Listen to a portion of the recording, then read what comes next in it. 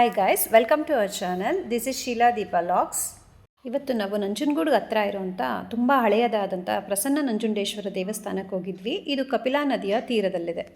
ಒಮ್ಮೆ ಮುಮ್ಮಡಿ ಕೃಷ್ಣರಾಜ ಒಡೆಯರವರು ನಂಜನಗೂಡಿನ ನಂಜುಂಡೇಶ್ವರ ದೇವಸ್ಥಾನಕ್ಕೆ ಭೇಟಿ ಕೊಟ್ಟಾಗ ಅಲ್ಲಿದ್ದಂತಹ ಉತ್ಸವ ಮೂರ್ತಿಯಾದ ಚಂದ್ರಶೇಖರ ಮೂರ್ತಿಯು ಜೀರ್ಣಾವಸ್ಥೆಯಲ್ಲಿದ್ದದನ್ನು ಕಂಡು ಹೊಸದಾದ ಮೂರ್ತಿಯನ್ನು ಸ್ಥಾಪನೆ ಮಾಡಬೇಕೆಂಬ ಸಂಕಲ್ಪ ಮಾಡಿದರು. ನಂತರ ಶಿಲ್ಪಿಗಳನ್ನು ಕರೆಸಿ ಪಂಚಲೋಹದಿಂದ ಮೂರ್ತಿಯನ್ನು ತಯಾರಿಸಿ ಸೇವಕರಿಗೆ ಆಜ್ಞೆ ಮಾಡಿ ಪಲ್ಲಕ್ಕಿಯಲ್ಲಿ ವಿಗ್ರಹವನ್ನು ತೆಗೆದುಕೊಂಡು ಹೋಗಿ ನಂಜನಗೂಡಿಗೆ ತಲುಪಿಸುವಂತೆ ಆಜ್ಞೆ ಮಾಡುತ್ತಾರೆ. ರಾಜರ ಆಜ್ಞೆಯಂತೆ ಕಾಲ್ನಡಿಗೆಯಲ್ಲಿ ಸೇವಕರು ಉತ್ಸವ ಮೂರ್ತಿಯನ್ನು ಪಲ್ಲಕ್ಕಿಯಲ್ಲಿ ತರುವಾಗ ಕತ್ತಲಾದದ್ದರಿಂದ ನಂಜನಗೂಡಿನ ಸಮೀಪದಲ್ಲಿಯೇ ವಿಶ್ರಾಂತಿ ಪಡೆಯುತ್ತಾರೆ. ಅರಮನೆಯಲ್ಲಿ ರಾಜರು ನಿದ್ರಿಸುತ್ತಿರುವಾಗ ನಂಜುಂಡೇಶ್ವರನು ಕನಸಿನಲ್ಲಿ ಬಂದು, ನನ್ನನ್ನೇ ಬದಲಾಯಿಸುತ್ತಿರುವೆಯಾ? ನನ್ನಲ್ಲಿ ಇನ್ನೂ ಶಕ್ತಿ ಇದೆ. ಈಗ ನೂತನ ಮೂರ್ತಿ ಇರುವ ಸ್ಥಳದಲ್ಲಿಯೇ ದೇವಾಲಯ ನಿರ್ಮಾಣ ಮಾಡಬೇಕೆಂದು ಆಜ್ಞೆ ಮಾಡುತ್ತಾರೆ. ಅದೇ ಇಂದು ಪ್ರಸನ್ನ ನಂಜುಂಡೇಶ್ವರ ದೇವಸ್ಥಾನವಾಗಿ ನಿರ್ಮಾಣವಾಗಿರುವಂಥ ದೇವಸ್ಥಾನ. ಇದರಿಂದ ಎಚ್ಚರಗೊಂಡ ಮಹಾರಾಜರು ಸೇವಕರಿಗೆ ಆಜ್ಞೆ ಮಾಡುತ್ತಾರೆ.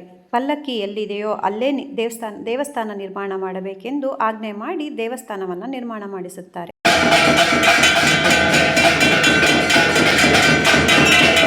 ಇಯರ್ ಎಂಡ್ ಸೇಲ್ ಇದ್ದದ್ರಿಂದ ನೆಕ್ಸಸ್ ಮಾಲ್ಗೆ ಸ್ವಲ್ಪ ಶಾಪ್ ಮಾಡಿ ಬರೋಣ ಅಂತ ಹೋದ್ವಿ.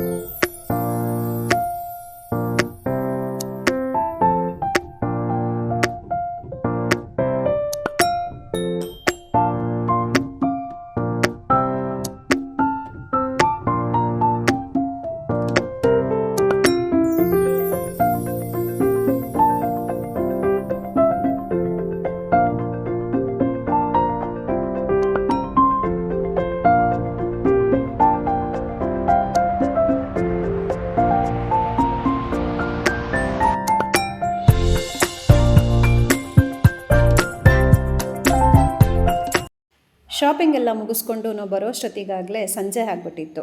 ಅಷ್ಟೊತ್ತಿಗಾಗಲೇ ಮಕ್ಕಳೆಲ್ಲ ಸ್ಕೂಲು ಕಾಲೇಜಿಂದ ಬರೋ ಟೈಮ್ ಆಗಿದ್ದರಿಂದ ಸಂಜೆ ಮಕ್ಳಿಗೆ ಸ್ನ್ಯಾಕ್ಸ್ಗೆ ಅಂತ ಡ್ರೈ ಫ್ರೂಟ್ಸ್ ಮಿಲ್ಕ್ ಶೇಕ್ನ ರೆಡಿ ಮಾಡ್ಕೊಂಡ್ವಿ ಇಬ್ರು.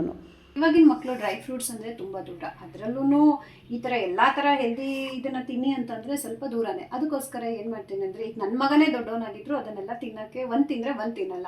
ಈಗ ಎಲ್ಲನೂ ಅವ್ನಿಗೆ ಹೋಗ್ಬೇಕು ಅಂತ ಅನ್ನೋ ಇಂಟೆನ್ಷನ್ ಇರೋರು ಈ ಥರ ಮಾಡಿದ್ರೆ ಮಕ್ಕಳು ಖುಷಿಯಾಗಿ ಕುಡಿತಾರೆ. ಇದು ನೋಡಿ, ಇದು ಕುಂಬಳಕಾಯಿ ಬೀಜ, ಇದು ಪಿಸ್ತಾ. ಇದು ನಾನು ಮೆಜರ್ಮೆಂಟ್ ಮಾಡ್ತಾ ಇರೋದು 2 ಲೋಟ ಮಾಡ್ಬೋದು. ಇದು ಕಲ್ಲಂಗಡಿ ಬೀಜ. 2 ಲೋಟ ಮಿಲ್ಕ್ ಶೇಕ್ ಮಾಡಲಿಕ್ಕೆ ಇಷ್ಟು ಫ್ರೂಟ್ಸ್ ಹಾಕಿದ್ರೆ ಆಗತ್ತೆ. ಇದು ಆಕ್ರೋಟು, ಒಂದು ಅಂಜೂರ,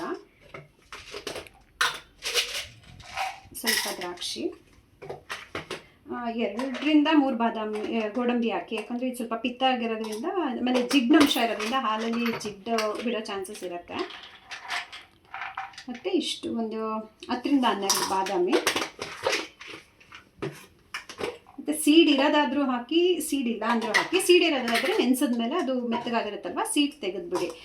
ಇಷ್ಟನ್ನು ಹಾಕಿ ನೀವು ಇದನ್ನು ಒಂದು 3 to 4 hours ನೆನೆಸ್ಬಿಟ್ಟು, ನೆನೆದಾದ್ಮೇಲೆ ಇದಕ್ಕೆ ಮಿಕ್ಸಿ ಜಾರ್ಗೆ ಹಾಕಿ ಇದಕ್ಕೆ ಒಂದು ಪಚ್ಚಬಾಳೆಹಣ್ಣು ಮತ್ತು 1-2 ಸ್ಪೂನ್ ಜೇನುತುಪ್ಪ ಹಾಕಿ ರುಬ್ಕೋಬೇಕು. ಓಕೆ, ನಾನು 3 hours ನೆನೆಸಿದ್ನಲ್ಲ, ಈಗ ಅದು ನೆನೆತಿದೆ. ಈಗ ಈವ್ನಿಂಗ್ ನನ್ನ ಮಗ ಬರ್ತಾನೆ, ಅದಕ್ಕೋಸ್ಕರ ನೋಡಿ ನಾನೀಗ ಇದನ್ನು ರುಬ್ಕೋತಾ ಇದ್ದೀನಿ. ಇದಕ್ಕೆ ಒಂದು ಬಾಳೆಹಣ್ಣ ಹೆಚ್ಚಿಟ್ಕೊಂಡಿದ್ದೀನಿ. ಇದನ್ನು ನೈಸ್ಗೆ ರುಬ್ಕೋಬೇಕು.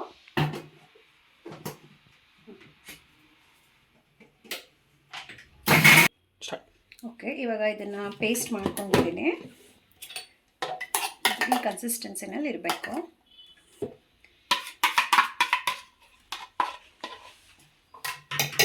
ಈಗ ಇದಕ್ಕೆ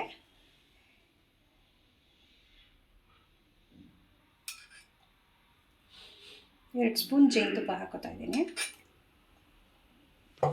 ಇದು ಕೂರ್ಗಿಂದ ತರಿಸಿರೋದು.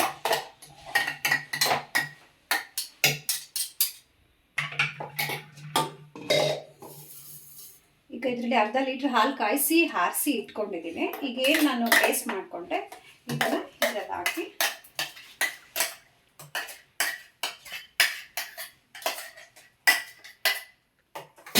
ಮಿಕ್ಸ್ ಮಾಡಿದ್ರೆ dry fruits milk shake ready.